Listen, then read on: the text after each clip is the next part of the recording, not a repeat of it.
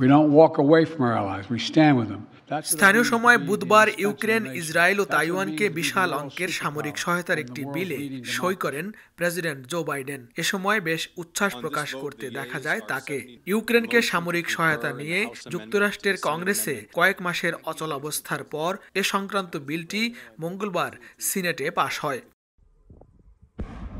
ইউক্রেনে রাশিয়ার হামলা জোরদার, ইরান ইসরায়েল পাল্টাপাল্টি হামলা, সব মিলিয়ে চরম বেকায়দায় মার্কিন প্রেসিডেন্ট জো বাইডেন। বৈশ্বিক সংকটের কারণে নির্বাচনের ঠিক আগ মুহূর্তে কঠিন চ্যালেঞ্জের মুখে মার্কিন প্রেসিডেন্ট জো বাইডেন। এরই মধ্যে ইউক্রেন, ইসরায়েল ও তাইওয়ানকে বিশাল অঙ্কের সামরিক সহায়তা দিলেন তিনি।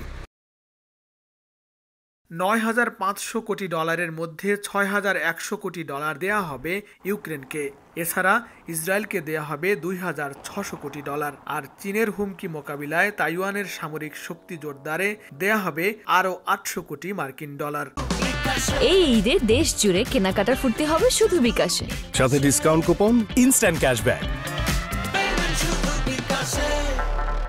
এছাড়া গাজায় মানবিক সহায়তার জন্য অনুমোদন দেয়া হয়েছে অতিরিক্ত $100 কোটি।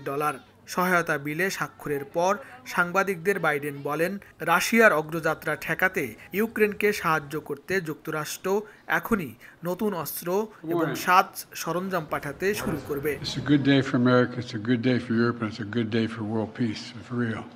This is consequential. I just signed into law the national security package that was passed by the House of Representatives this weekend and by the Senate yesterday.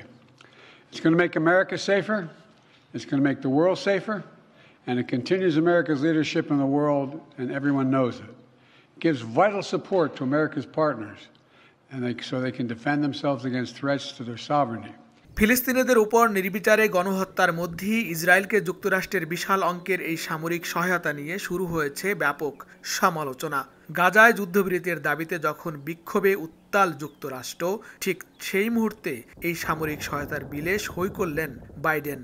একদিকে গাজার রাফায় স্থল অভিযান না চালানোর আহ্বান জানিয়ে আসছে যুক্তরাষ্ট্র, আর একদিকে ইসরায়েলকে সামরিক সহায়তা দিয়ে কোনো কার্পণ্য করছে না বাইডেন প্রশাসন। ওয়াশিংটনের এই পদক্ষেপ গাজায় ইসরায়েলি আগ্রাসনের মাত্রা আরও বাড়িয়ে তুলবে বলে মনে করছেন অনেকে। লস্কর আল মামুন, সময় সংবাদ, যুক্তরাষ্ট্র।